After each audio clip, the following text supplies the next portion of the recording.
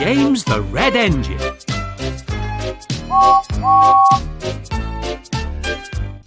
James was a new engine with a shiny coat of red paint. He had 2 small wheels in front and 6 driving wheels behind. They were smaller than Gordon's, but bigger than Thomas's. "You are a special mixed traffic engine," the Fat Controller told James. "That means you can pull either coaches or trucks." James felt very proud. The Fat Controller told James that today he was to help Edward pull coaches. "You need to be careful with coaches," said Edward. "They don't like getting bumped. If you bump them, they'll get cross."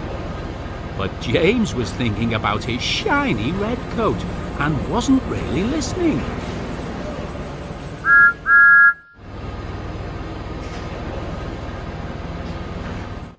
James and Edward took the coaches to the platform. A group of boys came over to admire James. "I really am a splendid engine," thought James, and he let out a great whoosh of steam. Everyone jumped, and a shower of water fell on the Fat Controller, soaking his brand new top hat.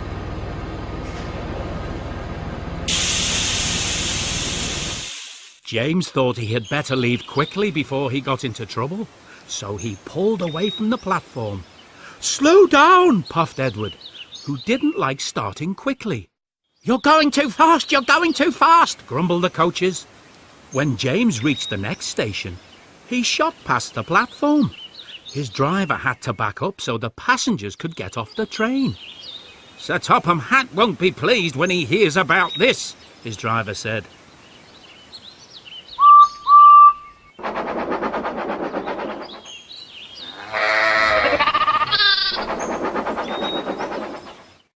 James and Edward set off again and started to climb a hill. "It's ever so steep, it's ever so steep," puffed James. At last they got to the top and pulled into the next station. James was panting so much that he got hiccups and frightened an old lady who dropped all her packages. "Oh dear, the Fat Controller will be even angrier now," thought James.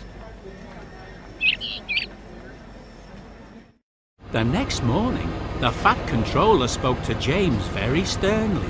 "If you don't learn to behave better, I shall take away your red coat and paint you blue," he warned. "Now run along and fetch your coaches." James felt cross.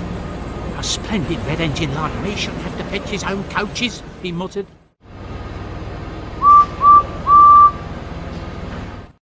"I'll show them how to pull coaches," he said to himself, and he set off at top speed. The coaches groaned and protested as they bumped along, but James wouldn't slow down. At last, the coaches had had enough. "We're going to stop, we're going to stop," they cried, and try as he might, James found himself going slower and slower. The driver halted the train and got out. "There's a leak in the pipe," he said. "You were bumping the coaches hard enough to make a leak in anything."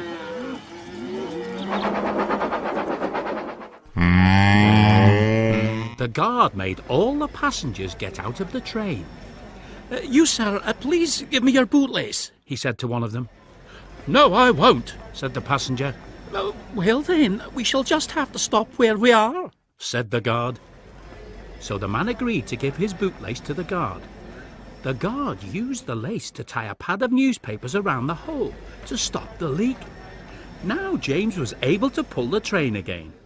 But he knew he was going to be in real trouble with Sir Topham Hatt this time.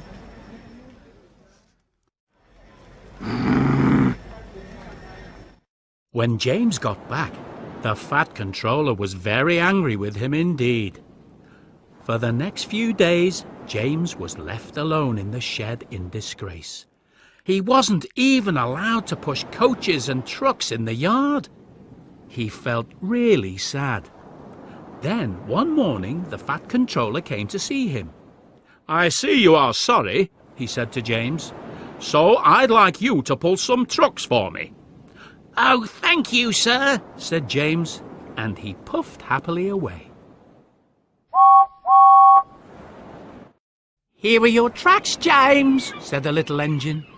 "Have you got some bootlaces ready?" And he chuffed off, laughing rudely. "Oh, oh, oh," said the trucks as James backed down on them. "We want a proper engine, not a red monster." James paid no attention, but pulled the screeching trucks out of the yard.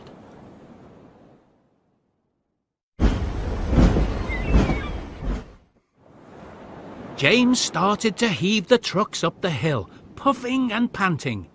But halfway up, the last 10 trucks broke away and rolled back down again. James's driver shut off steam. "We'll have to go back and get them," he said to James.